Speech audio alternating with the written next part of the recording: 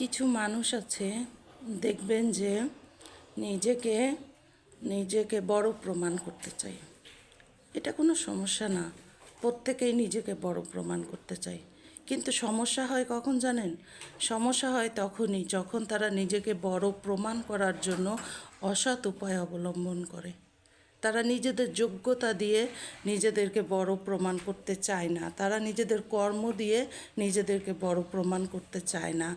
তারা অন্যকে ছোট করার মাধ্যমে, অন্যকে হেয় করার মাধ্যমে, অন্যকে অপমান অপদস্থ করার মাধ্যমে তারা নিজেদেরকে বড় প্রমাণ করতে চায়, তারা নিজেদের বড়ত্ব জাহির করতে চায়। আসলে এটা হচ্ছে সম্পূর্ণরূপে একটা ব্যর্থ চেষ্টা। কিন্তু এটা বোঝার মতো ন্যূনতম জ্ঞান তাদের ভিতরে নাই। তারা এতটাই অজ্ঞ, তারা এতটাই নির্বোধ, এতটাই মূর্খ মানুষ।